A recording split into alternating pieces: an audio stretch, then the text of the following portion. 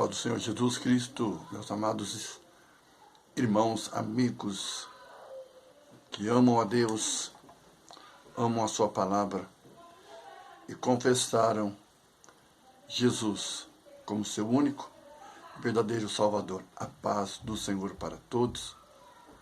Glória a Deus. Que o Senhor nos abençoe no estudo desta palavra. Eu sou o Bispo Elias, do canal da Vara Adonai e também do canal Deus da Bíblia. Deus abençoe a vida de todos vocês abundantemente. Que a graça do Senhor seja derramada de uma forma especial na vida de cada um de vocês. Eu creio na misericórdia e na bondade de Deus. Amado, Deus, Ele não faz nada sem revelar aos seus servos, os profetas. Deus sempre vai revelar os seus mistérios aos seus servos. Disto tenham plena certeza que Deus sempre vai revelar. Deus não vai fazer nada sem antes revelar aos seus servos, os profetas. Como está escrito aqui no livro de Amós, no capítulo 3, no versículo 7. Assim diz o Senhor: certamente o Senhor Jeová não fará coisa alguma sem ter revelado o seu segredo aos seus servos, os profetas. Jesus também fala, lá no capítulo 13 de Mateus. Vamos ler esse texto também? Mateus, capítulo 13, versículo 10. Acercando-se dele os discípulos, disseram-lhe: por que lhe falas por parábolas? E ele respondendo disse-lhe: porque a vós é dado conhecer os mistérios do reino dos céus, mas a eles não lhes é dado. Porque aquele que tem, se dará, e terá em abundância, mas aquele que não tem, até aquilo que tem, lhe será tirado. Porque nisto lhes falou por parábolas, porque eles vendo não veem, ouvido não ouvem, nem compreendem.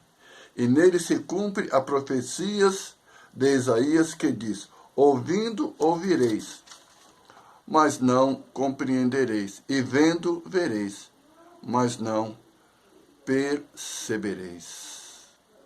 Porque o coração deste povo está endurecido, e ouvirão de mau grado com seus ouvidos, e fecharão os seus olhos, para que não vejam com os olhos, e ouçam com os ouvidos, e compreendam com o coração, e se convertam, e eu os cure. Então aqui, vemos aqui Jesus falando, vemos lá no livro de Amós também, Amós falando também. Então Deus não faria nada. E Jesus também fala, né, que os segredos de Deus, as revelações de Deus, os segredos do Senhor, são para os seus servos. São para aqueles que verdadeiramente o amam e querem fazer a sua vontade. Por isso que o Senhor fala que os mistérios de Deus são para aqueles que verdadeiramente creem no Senhor, que querem ouvir a palavra do Senhor, querem conhecer a vontade do Senhor. E os discípulos então perguntaram por que o Senhor falava para a multidão por parábolas. E o Senhor respondeu para eles: porque a vós é dado conhecer os mistérios do reino dos céus, mas a eles não lhes é dado. Então, amado, para aqueles que querem conhecer Deus, conhecer a vontade de Deus, então Deus revela os seus mistérios. E como nós lemos lá em Amós, no capítulo 3, versículo 7, que o Senhor não faria nada sem antes revelar aos seus servos, os profetas. Amém? Então, para entrarmos no assunto, isso é muito importante. Deus sempre revela a sua vontade e os seus segredos, mas muitas vezes aqueles que querem permanecer no pecado, querem permanecer na rebeldia, querem permanecer desobedecendo ao Senhor, rejeitando a palavra do Senhor, negando a vontade do Senhor na sua vida, certamente esses ficarão com os olhos fechados e com os ouvidos tapados. Eles não entenderão, porque o Senhor não lhes permitirá que entendam, para que venham se converter e se curem. Porque por causa da maldade que há dentro dos seus corações. Amado, Deus, através do profeta Jeremias, ele revela algo, e se o povo de Israel, se os rabinos, cheios de sabedoria, cheios do conhecimento da palavra do Senhor, estudiosos, sábios, não compreenderam a revelação que Deus deu aqui em Jeremias, no capítulo 3, e eu vou ler a partir do versículo 14, quando Deus chama o povo de Israel para o arrependimento. Olha como Deus aqui, usando o profeta Jeremias, chama a atenção do povo. Leva essa advertência, chamando o povo para o arrependimento. Convertei-vos, ó filhos rebeldes, diz o Senhor, porque eu vos desposarei, eu vos tomarei a um de cada cidade, e a 2 de uma geração, eu vos levarei a Sião, eu vos darei pastores segundo o meu coração, que vos apacentem com ciência e com inteligência. Agora, olha o mistério revelado por Deus. Versículo 16. Sucederá que, quando vos multiplicardes e frutificardes na terra, naqueles dias, diz o Senhor, nunca mais se dirá a arca do concerto do Senhor, nem lhes virá ao coração, nem dela se lembrarão, nem a visitarão, isto não se fará mais. Qualquer pessoa que, ao ouvir essa declaração de Deus, essa palavra de Deus, ele vai compreender que Deus está revelando algo aqui tremendo e glorioso e muito forte. Porque Deus está dizendo que a arca não existiria mais. A arca do concerto não existiria mais. E o povo não se lembraria mais da arca, e o povo não visitaria mais, e isso não se faria mais. Ou seja, Deus iria fazer a arca desaparecer, ou seja, não existiria mais arca quando Deus restaurasse o seu povo. Desde que o povo de Israel, ou melhor, o povo de Judá, porque Israel já havia sido espalhado por várias nações e ficou somente o reino de Judá. E quando o reino de Judá foi restaurado, Deus libertou o povo que estava na Babilônia, quando a Babilônia foi derrotada pelos persas, e os persas então liberaram que o povo de Israel, ou o povo de Judá, o reino de Judá, que os judeus voltassem para a sua terra. E desde o momento em que eles saíram da Babilônia e voltaram para as suas terras, a arca não existia mais. Então, amado, se você raciocinar, você vai entender o que Deus está revelando aqui. Se Deus está dizendo que a arca não existiria mais, Deus está dizendo o quê? Que não haveria mais expiação através da arca. Por quê, amado? Porque em cima da arca, a tampa da arca, era o propiciatório, onde o sacerdote, uma vez por ano, levava o sangue do sacrifício, que está lá no capítulo 16 de Levíticos, quando um bode era sacrificado, e o seu sangue era levado até dentro do lugar santíssimo, e o sacerdote então salpicava o sangue sobre o propiciatório, e ali então o povo recebia o perdão dos seus pecados. Ou seja, naquele ano, os pecados de Israel eram perdoados. Então, se houvesse pecado dentro da nação de Israel, no dia da expiação, os seus pecados eram perdoados.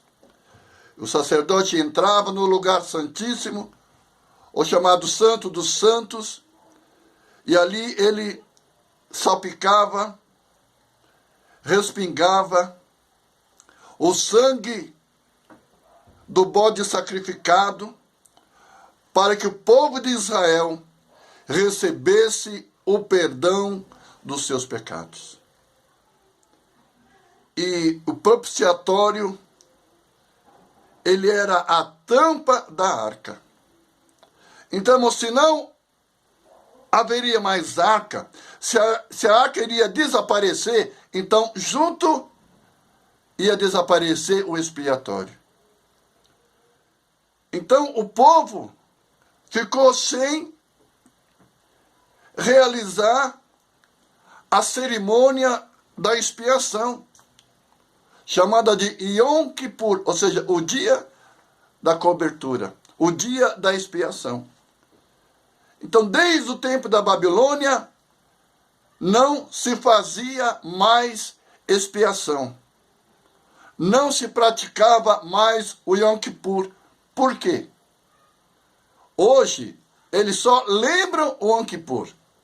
Eles só fazem uma memória do Yom Kippur. Porque não tem como fazer mais expiação como se fazia antes no templo de Deus. O templo foi destruído, a arca desapareceu, um novo templo foi construído, mas lá não tinha mais a arca. Então, se oferecia sacrifício no altar, mas não se praticava mais o Yom Kippur, o dia da expiação. Não tinha como mais fazer isso, porque a arca tinha desaparecido, não havia mais expiatório. Então Deus já estava mostrando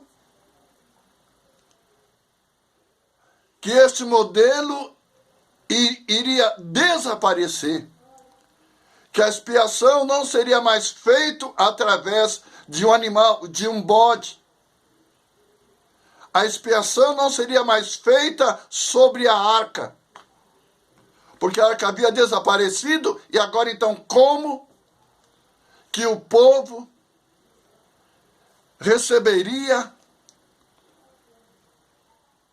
essa expiação.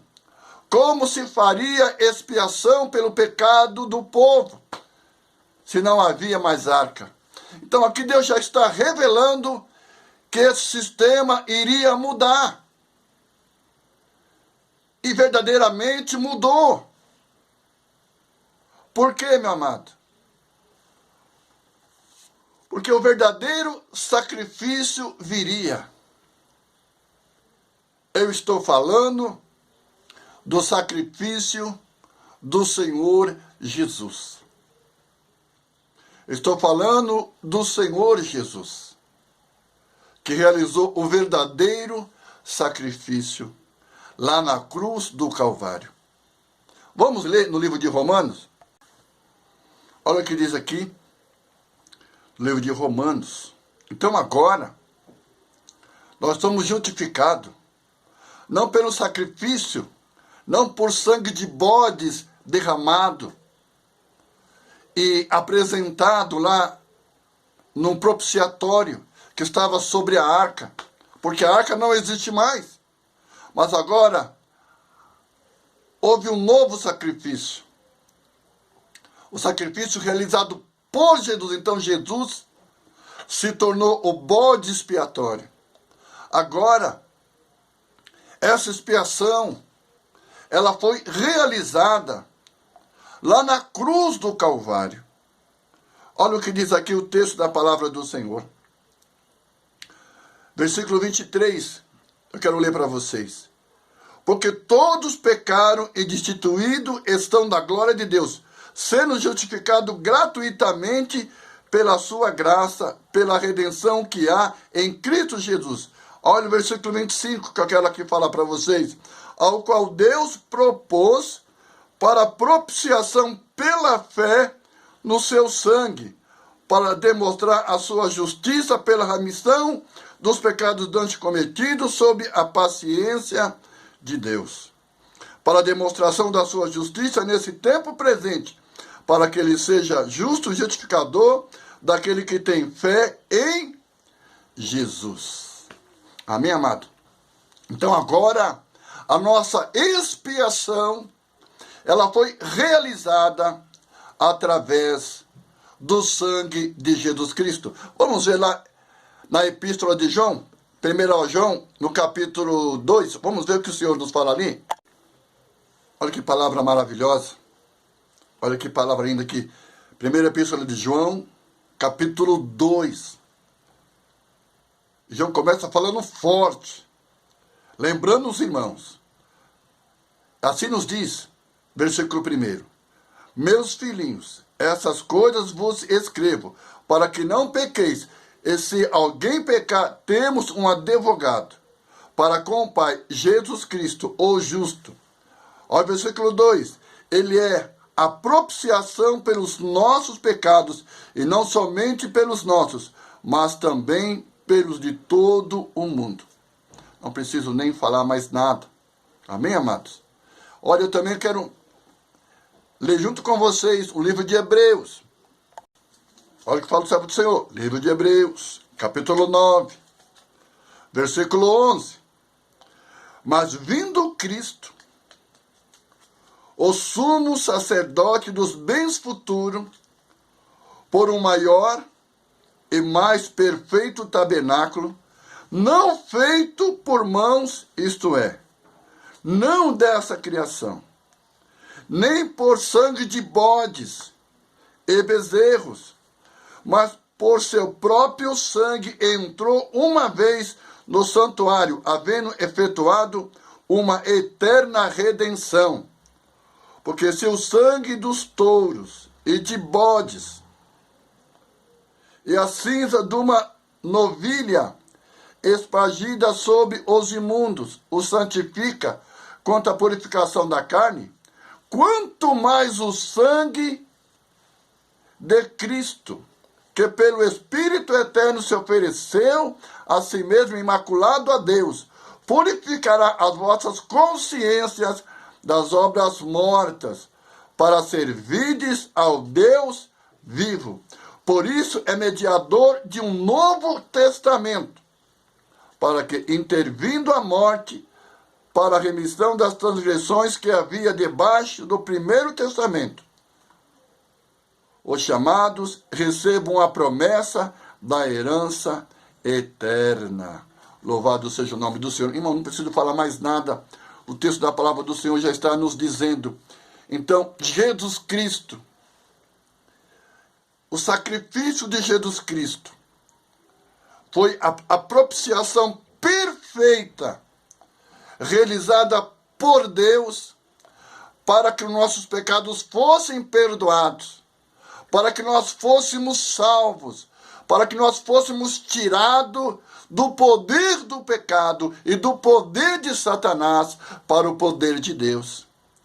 E para que nós sejamos santificados pela nossa fé no Senhor Jesus. Amém? Está lá em Atos, no capítulo 26, no versículo 18, para você meditar no seu coração. Então, amado irmão, os judeus não podem dizer que Deus não revelou que ele ia mudar a maneira da expiação. Essa expiação foi realizada por Jesus lá na cruz do Calvário. O Senhor, esse foi o altar que Deus preparou para que o seu filho entregasse a sua vida por mim e por você. Então é através do sangue de Jesus que Deus fez a expiação dos nossos pecados. Jesus não somente foi o sumo sacerdote,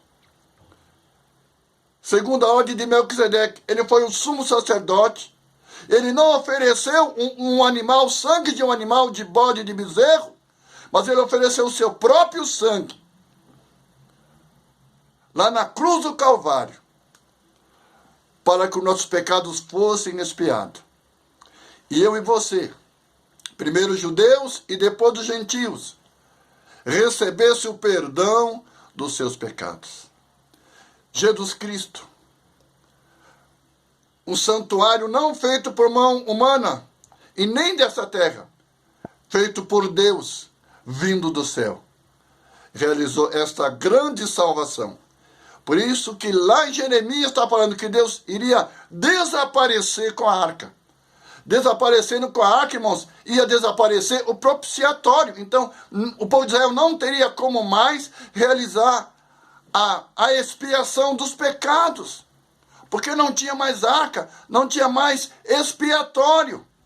Então, como que Deus iria purificar o pecado do seu povo? Hoje nós sabemos. O plano de Deus era esse. Era enviar o seu Filho, Jesus. E isso, Jesus Cristo veio e realizou o plano de Deus, oferecendo o seu próprio corpo em sacrifício vivo, santo e agradável a Deus. Ele ofereceu a sua alma, a sua vida lá na cruz do Calvário, para que nossos pecados fossem perdoados. No terceiro dia, ressuscitou e levou o seu sacrifício até o trono de Deus. E lá ofereceu a Deus por nossa vida. E pelo sacrifício de Jesus, pelo sangue de Jesus derramado, nós recebemos o perdão dos nossos pecados e recebemos a nova vida. Então, amado, nenhum judeu pode dizer que Deus não avisou. Deus avisou através de Jeremias. É só você pensar e raciocinar. Deus tinha um novo plano. Deus tinha uma nova aliança. E essa aliança foi realizada por Jesus Cristo lá na cruz do Calvário. E na sua ressurreição, ele confirmou o seu sacrifício, a sua aliança diante do Deus eterno. Deus te abençoe. Fique com Deus em nome de Jesus.